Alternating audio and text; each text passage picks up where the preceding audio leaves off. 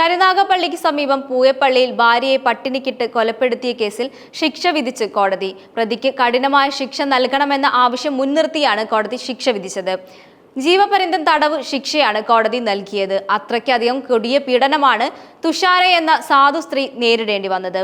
സ്ത്രീധനത്തിന്റെ പേരിൽ തുടങ്ങിയ പീഡനം അവരുടെ മരണത്തിലേക്ക് എത്തുകയായിരുന്നു. കേസിൽ പ്രതിയായ ഭർത്താവ് ചന്തുലാലും അമ്മ ഗീതാലാലുവും കുറ്റക്കാരാണെന്ന് കൊല്ലം അഡീഷണൽ ജില്ലാ ജഡ്ജി നേരത്തെ വിധിച്ചിരുന്നു. സ്ത്രീധനത്തിന്റെ പേരിലായിരുന്നു 28 വയസ്സുകാരിയായ തുഷാരയെ പ്രതികൾ ക്രൂരമായി കൊലപ്പെടുത്തിയത്.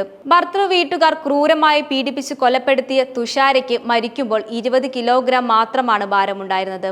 യുവതിയെ ഒരു മുറിയിൽ പൂട്ടിയിടുകയായിരുന്നുവെന്നും ഭക്ഷണമായി അരി കുതിർത്തതും പഞ്ചസാര വെള്ളവുമാണ് നൽകിയതെന്നുമാണ് പോലീസ് കണ്ടെത്തിയത്. ആഹാരം ലഭിക്കാതെ ഒടുവിൽ ന്യൂമോണിയ ബാധിച്ചാണ് യുവതി മരിച്ചതെന്ന് കൊല്ലം ജില്ലാ ആശുപത്രിയിൽ നടത്തിയ പോസ്റ്റ്മോർട്ടം റിപ്പോർട്ടിൽ പറയുന്നു. മനുഷ്യ മനസാക്ഷിയെ മരവിപ്പിക്കുന്ന ക്രൂരതയാണ് നടന്നത്. 2019 മാർച്ച് 21 രാത്രിയിലാണ് 28-കാരിയായ തുഷാര മരണപ്പെടുന്നത്. രാത്രി 1 മണിക്ക് കൊല്ലം ജില്ലാ ആശുപത്രിയിൽ എത്തിയ തുഷാരയുടെ അച്ഛനും അമ്മയും സഹോദരനും ബന്ധുക്കളും കണ്ടത് ശോഷിച്ച മൃതദേഹമായിരുന്നു. പോസ്റ്റ്മോർട്ടത്തിൽ ക്രൂരമായ കൊലപാതകത്തിന്റെ ചുരുളഴിഞ്ഞത്. ആമാശയത്തിൽ ഭക്ഷണത്തിന്റെ അംശം പോലുമില്ലായിരുന്നു. വയർ ഒട്ടി വാരിയെല്ലിനോട് കൂടിയിരിക്കുകയായിരുന്നു. മാംസമില്ലാത്ത ശരീരത്തിന്റെ ഭാരം വെറും 21 കിലോ മാത്രമായിരുന്നു.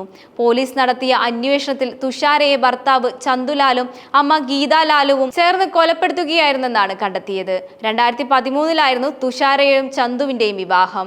സ്ത്രീധനത്തിന്റെ പേരിൽ 3 മാസം മുതൽ തുഷാരയെയും ബന്ധുക്കളെയും ഭർത്താവും അമ്മയും ശാരീരികമായും മാനസികമായും പീഡിപ്പിച്ചു. ആ പീഡനം അവസാനിച്ചത് തുഷാരയുടെ മരണത്തിലായിരുന്നു. തുഷാരയെ സ്വന്തം കുടുംബമായി സഹകരിക്കാൻ പ്രതികൾ സമ്മതിച്ചിരുന്നില്ല. തുഷാരയ്ക്ക് 2 പെൺകുഞ്ഞുങ്ങൾ ജനിച്ചിരുന്നു.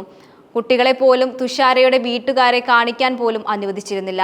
അമ്മ കുഞ്ഞുങ്ങളെ ലാളിക്കുന്നത് ഭർത്താവും ഭർത്തൃമാതാവും വിലക്കി. കുട്ടിയെ നഴ്സറിയിൽ ചേർത്തിയപ്പോൾ അമ്മയുടെ അഭാവം അന്വേഷിച്ച അധ്യാപികയോട് തുഷാര കിടപ്പു രോഗിയാണെന്ന് പ്രതികൾ ധരിപ്പിച്ചു. മാത്രമല്ല അമ്മയുടെ പേര് 2ാം പ്രതിയുടെ പേരായ ഗീത എന്നാണെന്നും അധ്യാപികയെ വിശ്വസിപ്പിച്ചു. ശാസ്ത്രീയമായ തെളിവുകൾ ഒപ്പം അയൽക്കാരുടെ തുഷാരയുടെ 3.5 വയസ്സുകാരിയ കുട്ടിയുടെയും അധ്യാപകരുടെയും മൊഴിയാണ് പ്രതിയെ കുറ്റക്കാരനാണെന്ന് വിധിക്കപ്പെടാൻ നിർണായകമായത്.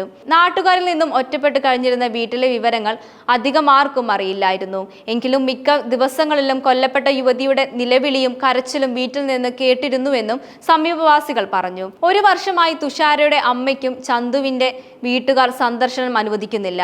5 വർഷത്തിനിടെ സ്ത്രീധനമായി നൽകാമെന്ന് പറഞ്ഞിരുന്ന തുക അടുത്തയാഴ്ച ബന്ധുക്കൾ ഭർത്തൃ വീട്ടിൽ എത്തിക്കാൻ ഒരുങ്ങിയാണ് തുഷാരയുടെ മരണം സംഭവിച്ചത്.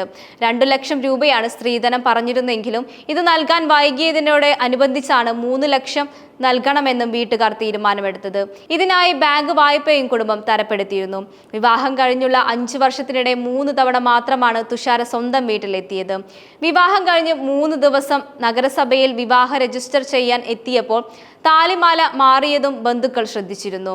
അന്വേഷണത്തിൽ വീട്ടുകാർ നൽകിയ 20 പവൻ സ്വർണം മാറ്റി ഭർത്തൃ വീട്ടുകാർ അതേ രീതിയിലുള്ള മുക്കുപണ്ടം തുഷാരയ്ക്ക് നൽകുകയായിരുന്നെന്ന് മനസ്സിലായി. വിവാഹത്തിന്റെ കടങ്ങൾ മൂലമാണെന്ന ധാരണയെ തുഷാരയുടെ വീട്ടുകാർ കൂടുതൽ അന്വേഷിച്ചില്ല.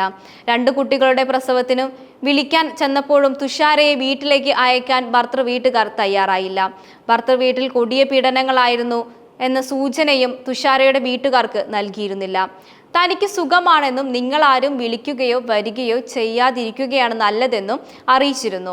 ഇടയ്ക്കിടെ ഭർത്താവ് ഭാര്യ വീട്ടിൽ വിളിച്ച് സ്ത്രീധന തുക ആവശ്യപ്പെടുകയുണ്ടായി എന്നും തുഷാരയുടെ മാതാപിതാക്കൾ വ്യക്തമാക്കി.